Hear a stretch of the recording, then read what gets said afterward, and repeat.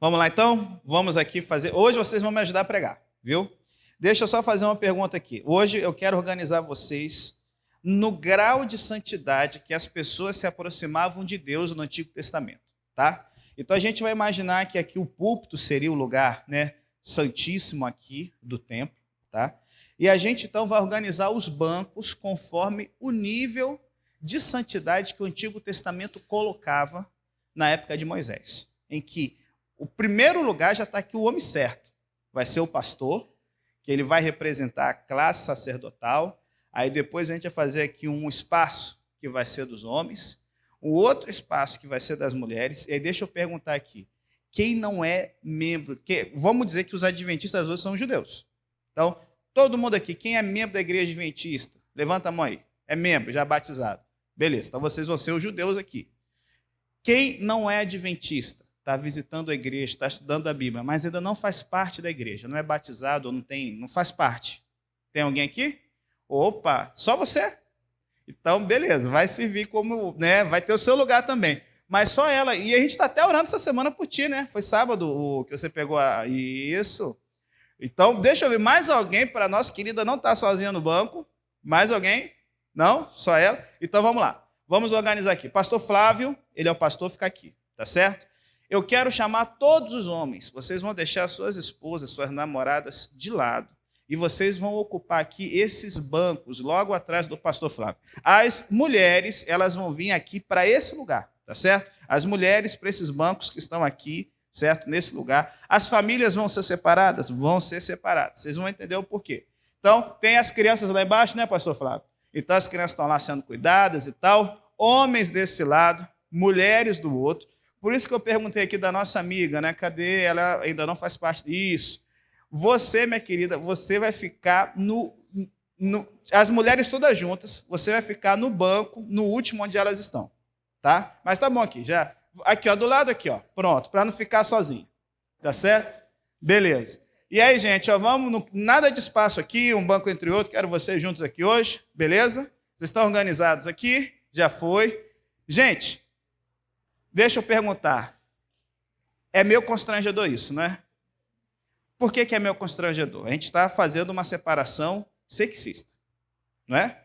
Mulheres de um lado, homens do outro. Mana, é só por um pouco, mas como é que você se sente de estar no fundo? E de propósito, porque você chega e gosta de ficar lá na frente para estar perto do seu irmão. Qual o sentimento que vem? Frustração, talvez. É frustrante, realmente, é frustrante. Mas essa frustração vai passar. É só para vocês entenderem aqui a mensagem. Então, está aqui separado, tá certo? Por que a gente está organizando assim? A sociedade judaica, do tempo do Antigo Testamento, ela foi uma sociedade estruturada em torno da presença de Deus.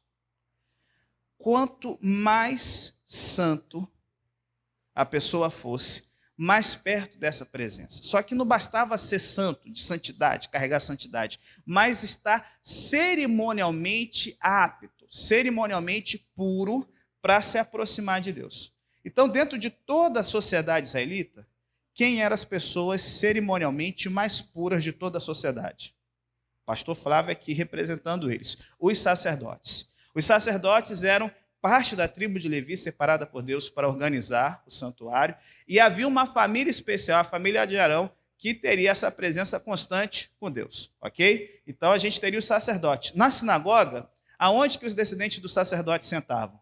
O mais perto possível do púlpito, aonde você tinha uma arca, e ali dentro dessa arca ficava o quê? Guardado o rolo da Torá, o rolo da lei, que os judeus eles liam então em todo o culto da sinagoga.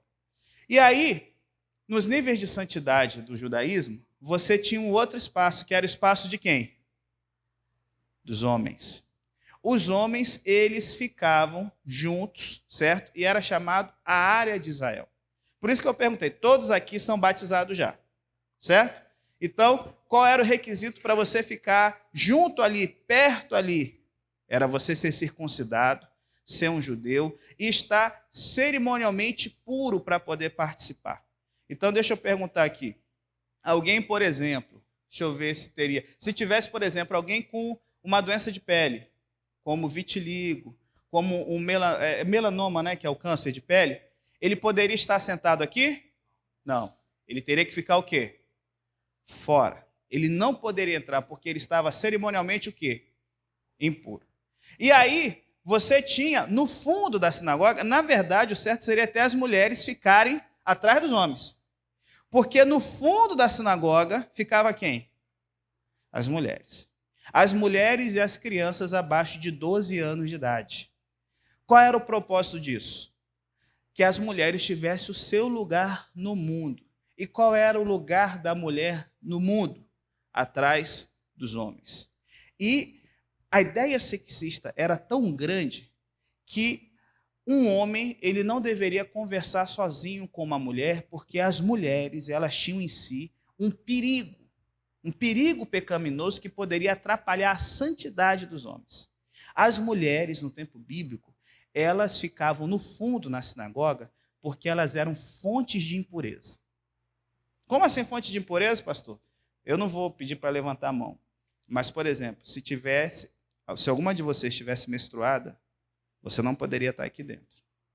O simples fato de você estar menstruada, você seria uma fonte de impureza que ia atrapalhar o que? A adoração. Se o pastor Flávio fosse pregar e encostasse numa mulher que estivesse menstruada, ele não poderia subir aqui para pregar.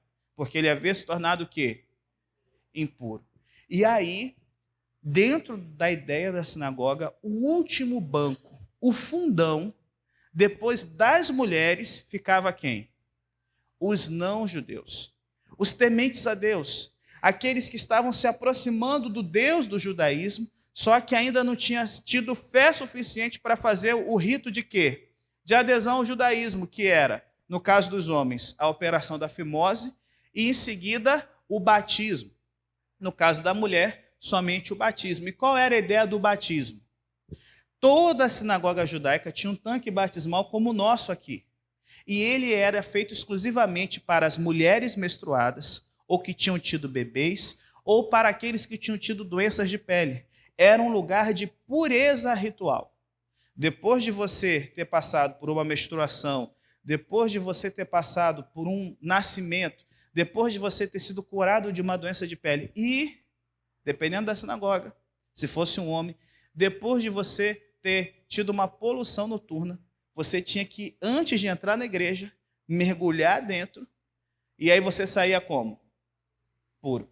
Tinha até mais. Se você tocasse num bicho morto, você ficava impuro e tinha que passar o quê?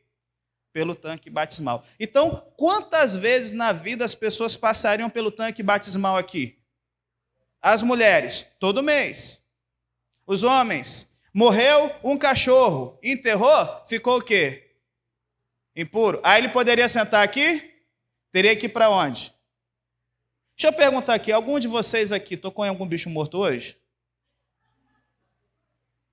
Tocou? Senão vai lá para o fundo, hein? Então, essa era a sociedade judaica. Uma sociedade em que o contato com o impuro tornaria você o quê? Impuro. E no tempo de Jesus, a regra tinha ido para um nível ainda maior. O relacionamento com o não-judeu poderia tornar você impuro. Alguns rabinos diziam que bastava você ser tocado pela sombra do não-judeu. Essa sombra tornaria você impróprio para entrar na presença de Deus. Mana, seu nome mesmo esqueci aqui. Sandra. Alessandra, ficou ainda pior, não foi? Ficou ainda pior. Você já estava ruim ficar aqui no fundo. O sentimento, gente, o tempo todo era de quê? Santidade é algo frágil. Um momento eu posso estar aqui na frente, mas, num piscar de olhos, para onde que eu vou? Lá para o fundo. Num momento você pode estar aqui, eu estou vendo uma grávida, certo? Animada, feliz, porque está vendo o bebê. Menino ou menina? Menino, graças a Deus, porque um menino, ela ficaria 40 dias sem poder vir na igreja, se recuperando da impureza. Se fosse uma menina, o dobro.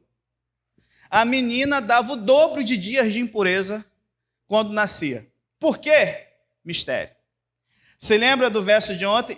Gente, não esqueça Ezequiel 20 e 25. Estatutos que não eram o quê? Bons. E aí, nessa organização da vida judaica, quem é que aparece? Um galileu. A Galileia era o equivalente ao caipira da nossa sociedade hoje. Um carpinteiro. O carpinteiro, ele era bem pago o suficiente para não passar fome, mas mal pago o suficiente para ser visto como uma pessoa o quê? De uma classe social inferior. E agora você vê, como a gente viu esses dias, esse Galileu, ele está o quê? Ele está arregimentando discípulos. Ele está se colocando como aquele que interpreta a palavra de Deus, porque ele se vê como o quê? Como a Torá encarnada. E a Bíblia fala em Lucas capítulo 4, que certo dia, verso 16, Jesus foi para a sinagoga de Nazaré. Abra aí, Lucas capítulo 4, verso 16. E hoje aqui com vocês eu quero ver a missão de Jesus, a revolução da graça. Uma santidade contagiante. E olha o que diz aqui a palavra de Deus, eu vou ler na Nova Versão Transformadora, Lucas 4, verso 16 em diante. Você encontrou aí? O que diz aí a palavra de Deus? Quando Jesus chegou a Nazaré, cidade de sua infância, foi à sinagoga no sábado, como que? De costume. E ele se levantou para ler as Escrituras. Entregaram-lhe o livro do profeta Isaías, e ele o abriu e encontrou o lugar onde estava escrito: o Espírito do Senhor está sobre mim, pois ele me ungiu para trazer as boas novas aos pobres. Ele me enviou para anunciar para anunciar que os cativos serão soltos, os cegos verão, os oprimidos serão libertos, e que é chegado o tempo do favor do Senhor. Jesus fechou o livro, devolveu ao assistente e sentou-se. Todos na sinagoga olhavam atentamente, e então ele começou a dizer: hoje se cumpriram as Escrituras que vocês acabaram de ouvir. Gente, aqui nós temos Jesus anunciando a sua missão, o discurso inaugural dele. Esse discurso aqui é antes do discurso do Sermão da Montanha. Ele está entrando na sinagoga onde ele foi criado, onde ele passou sua infância, e ele está fazendo, sabe, um sermão inaugural, um discurso de posse, aonde ele está falando qual é o propósito dele aqui nessa terra, qual é o objetivo dele aqui nessa terra. E interessante, em vez de prometer reforma tributária ou tarifaço sobre outras pessoas, o que Jesus ele está fazendo?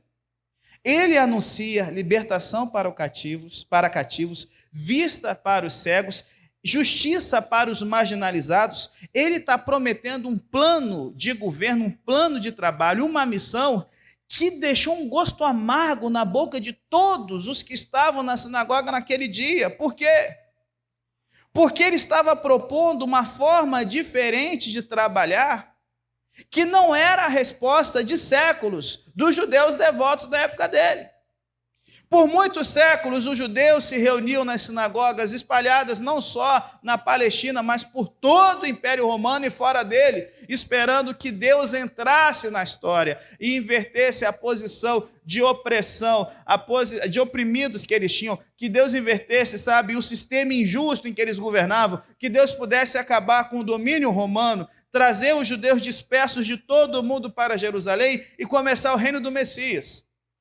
Os judeus esperavam que quando o Messias aparecesse, ele pudesse declarar qual era o propósito dele.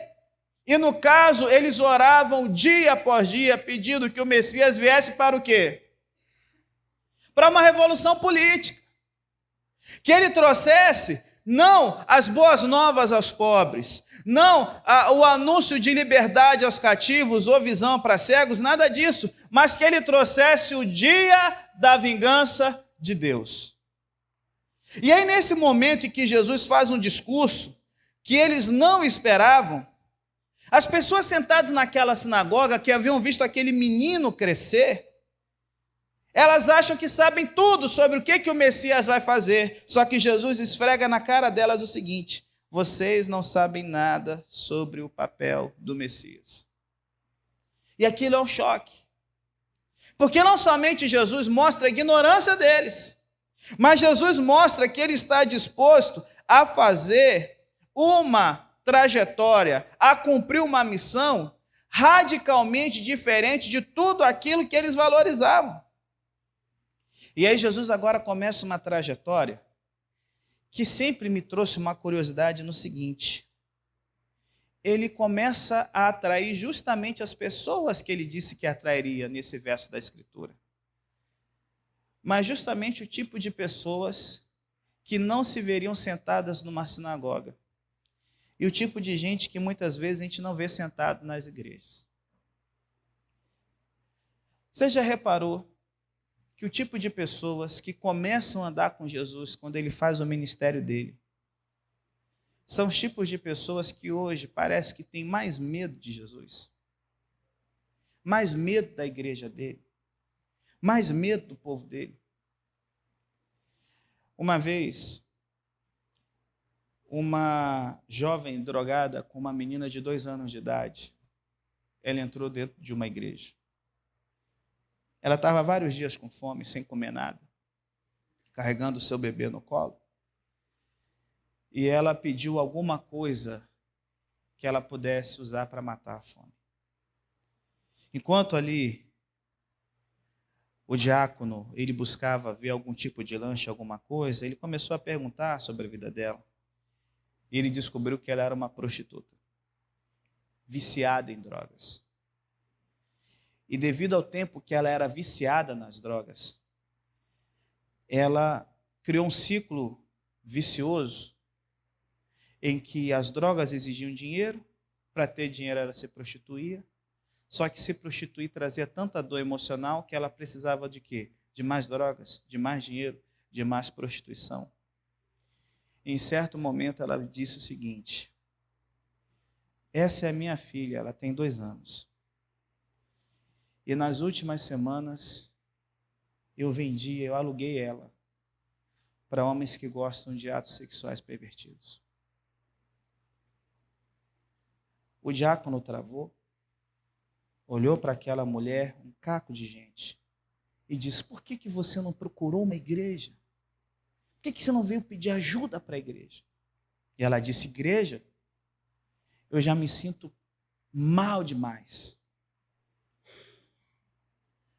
para ir numa igreja e fazer com que as pessoas lá façam com que eu me sinta pior do que eu já sou. Gente, quando eu li essa história a primeira vez, me deu um embrulho. Porque me deu um estalo no seguinte: o que está acontecendo? Que parece que a mensagem do Evangelho hoje, ela se tornou tão atraente para pessoas como os fariseus do tempo de Jesus, e tão repulsiva para justamente aquelas pessoas que buscavam Jesus no seu dia a dia de ministério aqui da terra. Em Mateus 9, verso 10 a 13, Jesus, ele já tinha, nessa altura do Evangelho, traçado um plano de trabalho. Um plano de trabalho em que as pessoas constantemente o associam com pecadores, com publicanos, com beberrões e tudo mais. E em Mateus 9, 10 a 13, Jesus ele chama um dos segmentos mais odiados da sociedade judaica, que era o coletor de impostos, o funcionário público responsável por estar coletando os impostos da população. Deixa eu perguntar, entre os homens aqui, tem alguém que é funcionário público e trabalha no setor tributário? Tem alguém funcionário público? Tem? Levanta a mão aí, tem alguém? Se tiver, vai lá para o fundo, por favor. Você não é... Pode ir lá para o fundo, porque na sinagoga você não seria bem-vindo. Porque para os judeus, o coletor de impostos era alguém que havia se tornado impuro, porque ele estava arrecadando dinheiro para o Império Romano. E isso aqui que eu fiz, grosseiro, era muito suave, perto do que era um coletor de impostos, ele ser barrado de entrar na sinagoga. Tanto é que numa parábola que Jesus fala do fariseu e do publicano, a Bíblia fala que o publicano, para ele poder orar, teria que ser no templo. E que lugar do templo? O pátio do templo, que era o lugar onde os não-judeus poderiam adorar. Era esse lugar que os não-judeus poderiam adorar, onde ficavam as mulheres menstruadas, muitas vezes, onde ficavam as pessoas que estavam em processo de purificação, aonde eram vendidos o quê? Os animais para o sacrifício, com todo o barulho de vendas e de comércio. E a Bíblia fala que o publicano, que sabe que não pode entrar na parte dos israelitas homens, na hora da oração, ele bate no peito e ele diz o quê? Tem misericórdia de mim que sou o quê? Pecador. E Mateus 9, verso 10, fala que Jesus, ele chama Mateus, esse homem, para segui-lo. E Mateus chama Jesus para ir para a casa dele. E mais tarde, na casa de Mateus, Jesus e seus discípulos estavam à mesa acompanhados de um grande número de cobradores de impostos e pecadores. E quando os fariseus viram isso, perguntaram aos discípulos: por que o seu mestre come com cobradores de impostos e pecadores? E Jesus ouviu o que disseram e respondeu: as pessoas saudáveis não precisam de médico, mas sim os doentes. E acrescentou: agora vão e aprendam o significado dessa passagem das Escrituras. Quero que demonstrem misericórdia e não que ofereçam sacrifícios, pois não vim chamar os justos, mas sim os pecadores. Para o quê? Para o arrependimento. Gente, traidores, prostitutas, beberrões, são pessoas que fogem à sombra do primeiro crente que passa. E você tem, de um lado, o extremo oposto de uma sociedade com um conceito muito forte de santidade e pureza. O fundo da sociedade. E de um outro, você tem a pessoa, o único ser humano vivo nessa terra, que foi totalmente puro. Que não tinha uma natureza pecaminosa, um ser que não pecou. Não somente um homem, mas Deus habitando o quê? O corpo humano. E a Bíblia fala que ele come com eles. E isso, gente, escandaliza os religiosos de tal forma, porque esse escândalo revela o coração deles. No judaísmo, com a sua obsessão por separar a pureza de impureza, se você comesse na casa de um pecador, você teria certeza que essa pessoa não seguiu as prescrições dietéticas sobre alimentos puros e impuros de Levítico 11. Só que, para piorar, os judeus, na ânsia de não quebrar a lei de Moisés, eles adicionaram toda uma série de tradições que diziam o seguinte: se algo impuro tocar um alimento puro, o alimento puro se torna o quê? Isso está na Bíblia? Não. Mas era a tradição judaica, a forma de viver a fé judaica. No momento que Jesus está sentado no ambiente com pecadores e comendo a comida que eles prepararam, comer e tocar nessas pessoas torna Jesus o quê? Se ele está impuro, ele está impedido de pregar. Se ele está impuro, ele está impedido de expor a Escritura. O que Jesus deveria fazer ao ter contato com essas pessoas? Não tocar em assuntos religiosos, sair daquele ambiente, buscar a sinagoga mais próxima, fazer o quê? O ritual de imersão e esperar o pôr do sol do outro dia para ele poder estar puro ritualmente, para poder compartilhar a palavra de Deus. Vocês entendem o escândalo dos fariseus? Como que Deus vai usar alguém que não leva a sério o quê? O compromisso com a santidade. Mas é a santidade bíblica? O conceito de santidade que eles haviam criado dentro da sua cultura. E aí, sabe, gente, por que Jesus gostava de se misturar com esse tipo de gente? A resposta já está no verso. Os sãos não precisam de quê? De médicos. Jesus parecia ter um radar para detectar a dor. E onde havia quebrantamento, ele aparecia. O grande problema da religião é que a gente se sente tão diferente dos demais que chega um ponto em que a gente acredita que a nossa justiça, a nossa vida moral construída, correta, é o suficiente para garantir um lugar para a gente no céu.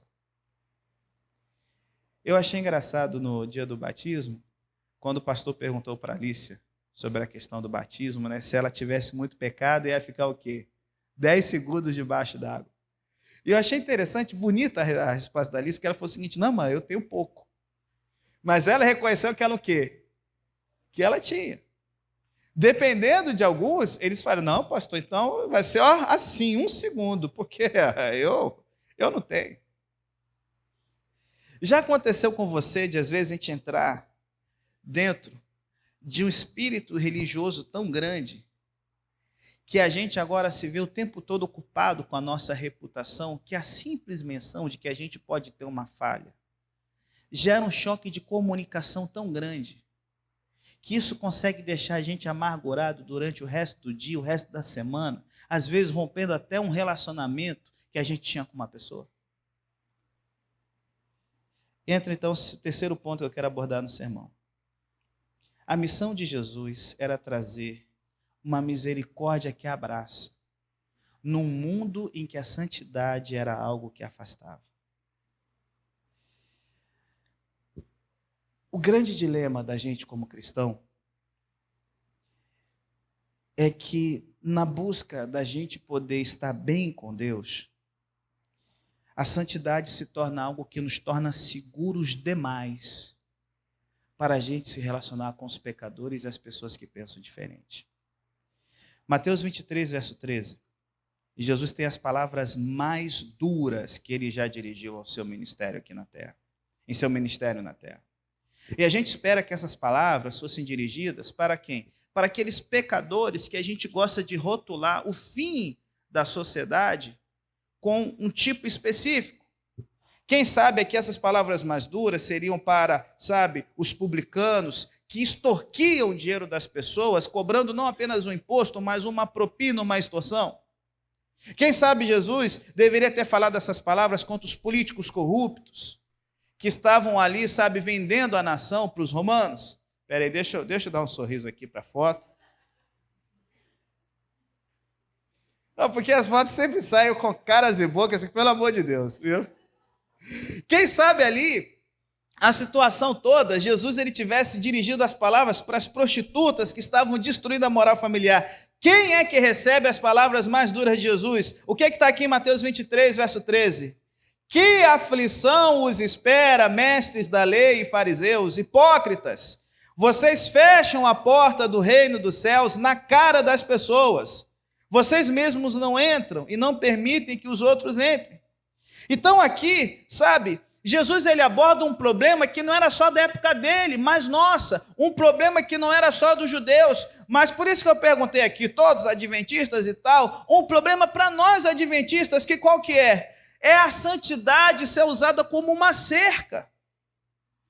A gente fica tão preocupado da gente negar nosso testemunho, da gente contaminar nossa fé, que a gente faz com que a santidade vire uma cerca que impede a gente de ter contato com aqueles que necessitam do Salvador.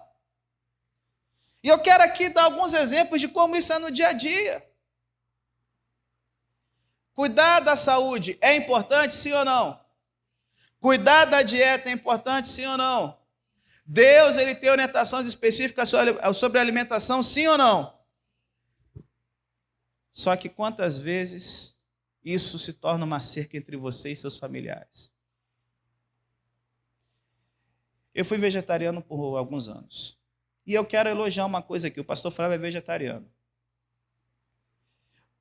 Eu não sou. Ele nunca recusou um convite que eu fiz para ele para a gente comer. Olha, vamos comer junto, pastor Flávio? Vamos lá e tal. Eu não sou vegetariano. Ele é. E por que eu tenho que elogiar isso? Porque eu conheço várias pessoas que são e se recusam a ir num lugar onde vai ter carne. E eu não estou falando aqui de alimentos imundos. E eu vou até além, eu não estou nem falando de carne em si. Você sabe qual é a coisa mais triste da vida? É uma pessoa que ela é vegetariana restrita, vegana, igual que a gente chama hoje aqui. E que ela, sai para comer, e o sair para comer deixa de ser um momento de alegria, para ser um momento de tragédia. Você sabe qual é a coisa que mais enlouquece uma pessoa normal? É levar um amigo vegano na pizzaria. Porque nada serve. Primeiro é o seguinte, você nem deveria ir, porque não dá, velho, não dá para comer nada. E aí, pastor, você está vendo nisso? Não deveria ir? Como é que é uma coisa que fica na cabeça? Não, realmente, pastor tem razão, não deveria ir. E a gente não vai. Não, porque senão o cheiro vai me tentar, ou alguma coisa assim. E aí, sabe, um estilo de vida. E eu vou te dizer, se você está sendo vegano, não por causa de coisa de religião oriental, mas porque você quer ter uma alimentação mais saudável, amém. Só que no momento em que aquilo te impede de ir, sabe, numa festa da sua família, te impede de você sentar com um amigo para comer, essa santidade está virando o quê? Uma cerca. O sábado é o dia de Deus e nós devemos santificá-lo. Mas no momento que o sábado te impede de você ter momentos agradáveis com seus filhos, a santidade está virando o quê?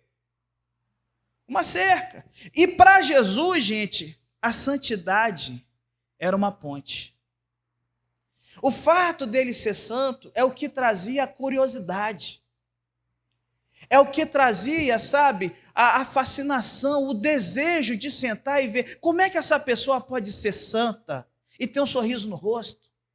Como é que essa pessoa pode ser santa e ser agradável? Como é que essa pessoa pode ser santa e me aceitar e me receber como eu sou? E eu não sei se você já passou por alguma situação assim, mas eu lembro uma coisa que me impactou quando era criança. A primeira vez que eu vi, sabe, o pastor, e a gente tem aquela visão do pastor como sendo o quê?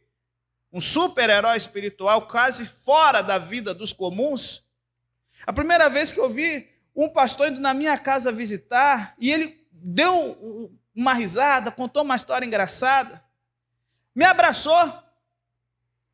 Aquilo mexeu comigo, eu pensei, nossa, mas é uma pessoa assim e tal, é diferente.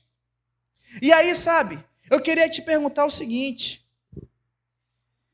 hoje a santidade para você está alinhada com a missão de Jesus ou com a tradição dos fariseus?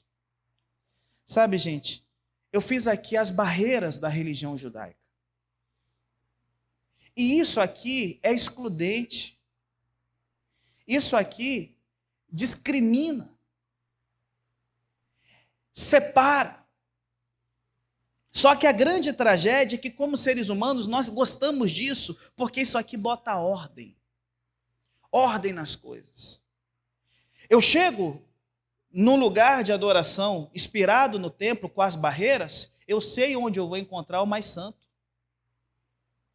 Eu sei onde eu vou encontrar as pessoas que, sabe, estão um passo a mais ou longe de Deus, sabe? Essas barreiras, uma para os não-judeus, outra para as mulheres, outra para os impuros, traz uma segurança.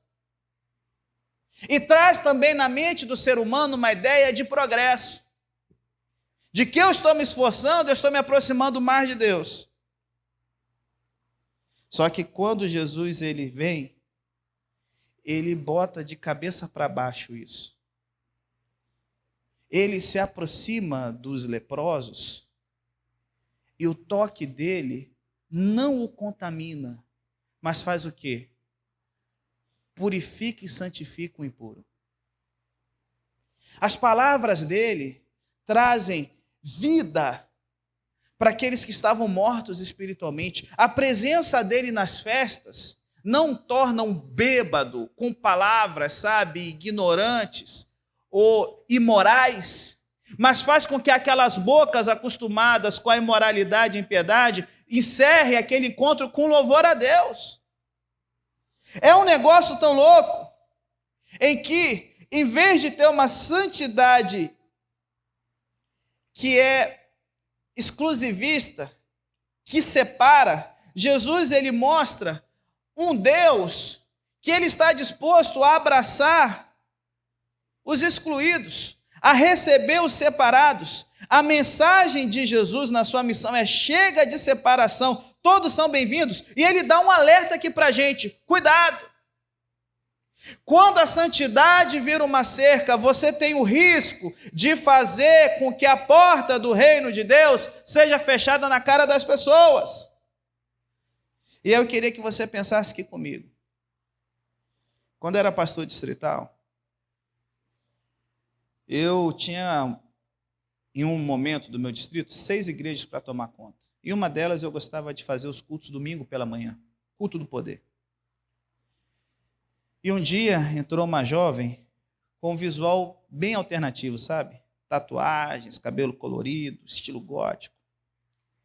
Ela entrou na igreja pela primeira vez, ela sentou lá no fundo. Vários olhares. Aquele silêncio pesado. E aí então uma senhora, uma diaconisa, se levantou, se aproximou daquela moça, colocou o braço em volta do ombro dela e se aproximou no seu ouvido e disse: querida, essa roupa não é apropriada para a casa do Senhor. Por favor, se levante e vá embora.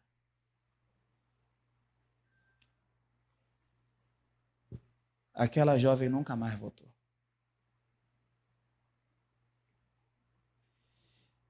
Essa santidade como cerca protege a reputação ou reflete o coração de Jesus?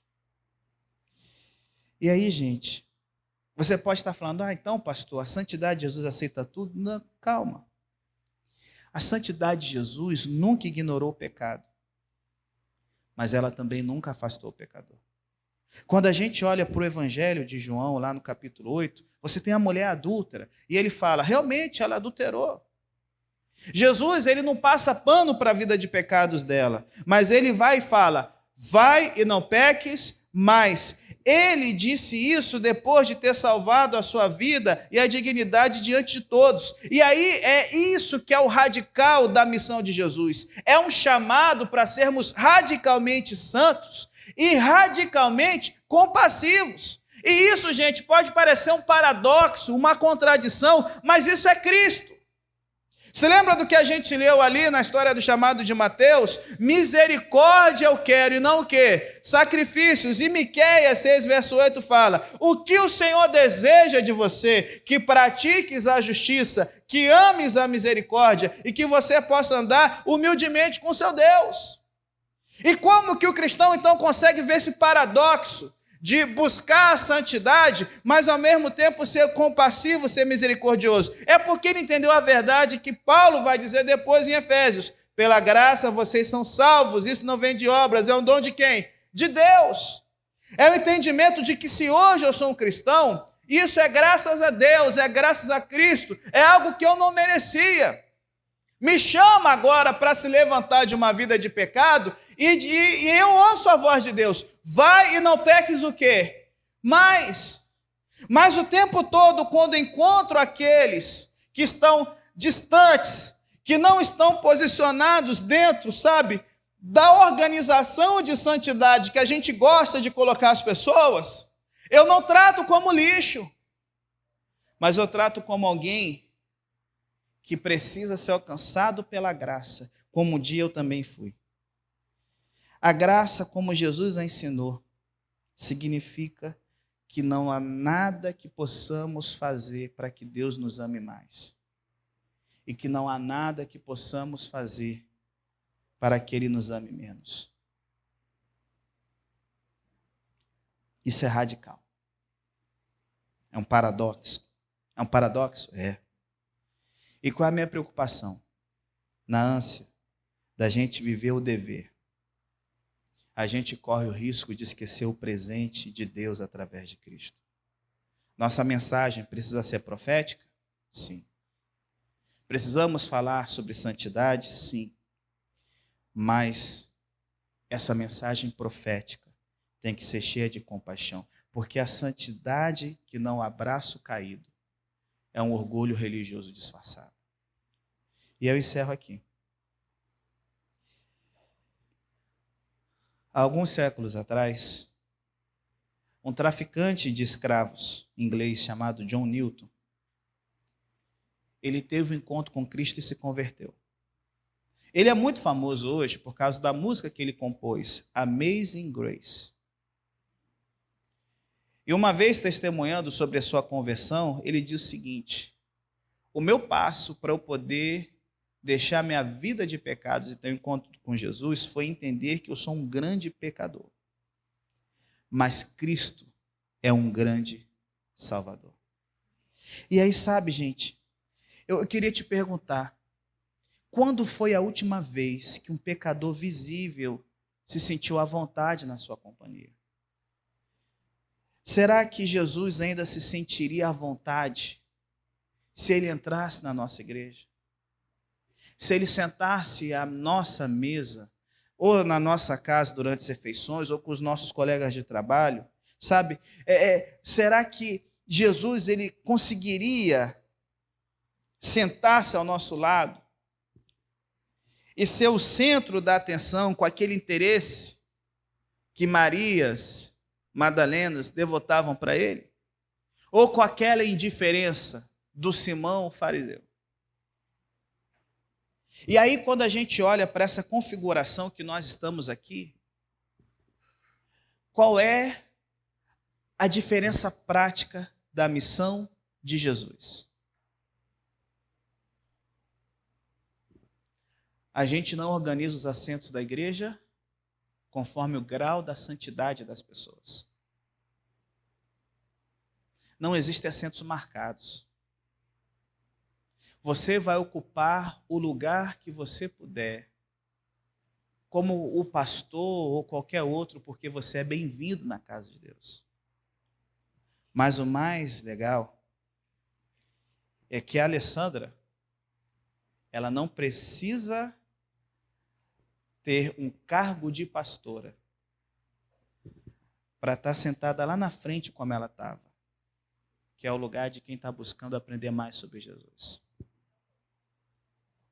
É por causa de Jesus, Alessandra, que o banco dos fundos não tem o seu nome. É por causa de Jesus que não apenas o banco da frente é seu, mas Ele está preparando um lugar para você, no novo céu e na nova terra. A filha amada de Deus. Quando a gente esquece desse impacto da mensagem de Jesus na nossa vida, ser cristão deixou de fazer parte da missão de Jesus e se tornou fazer parte do clube dos fariseus. Essa mensagem é importante não só para a Alessandra, mas para o pastor Flávio. Não só para a Dijane, mas para o Hélio, aquele rapazinho, adolescente que levantou a mão querendo ser batizado. É esse o convite que Jesus faz para nós hoje. Entender que através dele não há judeu, nem grego, nem escravo, nem livre. Ele derrubou a barreira que separava as pessoas. Todos agora são um em Cristo Jesus. A gente vai ter um louvor agora. E eu queria te fazer duas perguntas aqui. Primeiro, a santidade é uma cerca ou uma ponte na sua vida? Segundo, hoje Jesus está aqui falando: eu só sou útil para aquele que entende que está doente. Eu só sou útil para aquele que entende que está perdido. E sabe, quando eu penso no meu dia de hoje, eu vejo que eu sou um doente que ainda preciso do médico das almas. Eu não sei qual é a sua doença. Eu não sei o quão perdido você se sente. Mas eu sei que o Salvador quer deixar a marca da graça na sua vida, em nome de Jesus.